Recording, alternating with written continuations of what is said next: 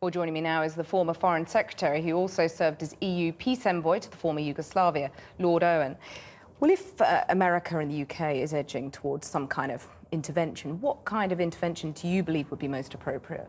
Well, first and foremost, you've got to go back to the Security Council and with the evidence, hopefully, from the UN, which is clear. And I think they are likely to be pretty clear that gas has been used. I mean, I'm no longer a doctor, but looking at the television, it's pretty hard to believe that gas has not been used. The question, of course, is where does it come from? And I think the UN Security Council is where the initial action is going to be. But I do think it is reasonable for President Obama and Prime Minister of UK and also France to make it clear, as permanent members of the Security Council, that if they don't reach some form of resolution of this, then they will be forced to use force. We are, after all, talking about an international convention on gas and chemical weapons, which actually bans them. They have to be destroyed.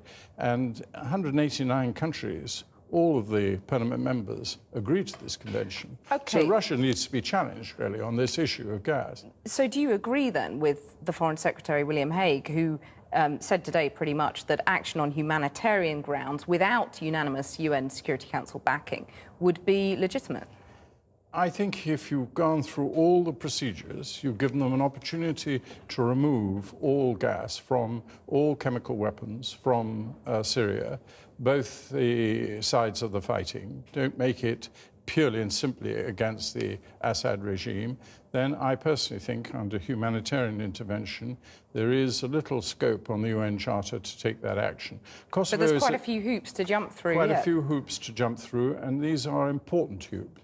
It's hugely... Are those hoops being jumped through, do you think, by the government? Well, judging by what's coming out of Downing Street, no, but I am sure they are being. I mean, President Obama is hugely cautious, and it's very encouraging to have an American president who is cautious.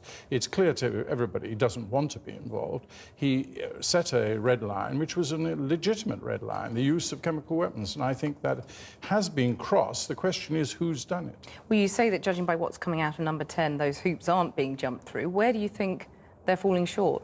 Well, I think it's more important to start stating that there is still a dialogue, and a very important dialogue with China and Russia. We need to try and persuade them that there should be a ceasefire, a serious negotiation, and as part of that negotiation, there would be the removal of all chemical weapons. Now, the UN is in Damascus. We're seeing these cars there. They have got serious inspectors. You know, we were actually successful after 1991 in getting rid of all weapons of mass destruction from Iraq. We didn't think we'd been successful, therefore we went to war mistakenly. Now, we've got to take lessons from this. Can you get them out? Yes. Can you get them out quickly? Yes. Will they come out? Only if there is a threat to use force, sadly. But that should be the last resort. So if you were sitting in the Foreign Office at the moment, it's looking increasingly unlikely that you're going to get any kind of international consensus for any military action. It's also pretty unlikely that you'd be able to get proof that President Assad was to blame for what's being called a massacre. Would you then, sitting in the Foreign Office, be concerned about the legality of any intervention? Yes, I think on balance we were acting legally under the UN Charter, stretched pretty tight, over Kosovo. But Kosovo is a very different circumstances. President Yeltsin didn't want it to come to the Security Council. It actually never went. This issue is before the Security Council. Also, we don't have Libya. Russia and China think we stretched the resolution, which they abstained on, therefore let through, on Libya, and went beyond the humanitarian into a regime change. Now, we've got to address that problem. We've not addressed it at all in the last 2.5 years. Russia and China have legitimate anxieties.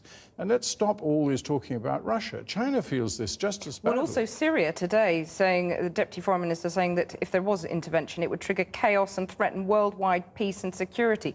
Are we sleepwalking into a sort of Iraq-style disaster here? Frankly, I'm not terribly interested in what the Assad regime, this is the way they've conducted this war so far is a perfect disgrace. So I don't think we need to worry about that. But is David Cameron sort of over-anxious for another war in the way that British Prime Ministers sometimes do tend to be? No, I don't I don't believe that. I don't believe anybody wants war. Let's hope not. There are some people out there who do want war, and they want to use this, that you go in on the issue of chemical weapons, and then you expand it into regime change. Who are you talking about there? Well, I think the sort of Henry Jackson society, these people who always believe that you should always be intervening everywhere. So right-wing Tories. Military intervention is a very dangerous thing to do. We've seen this. We've been unsuccessful, both in Iraq and in Afghanistan. We've got to be very careful this time. But chemical weapons are a world threat. And it is very different. These have probably been used. Once we know they've been used, it is legitimate, in my view, to threaten the use of force on a humanitarian basis. But should Parliament be recalled to debate all this? Oh, I think the House of Commons should definitely be consulted and discussed. And personally, if I was still an MP, I would be pressing them to come back, yes. Lord Owen, thank you very much for joining me.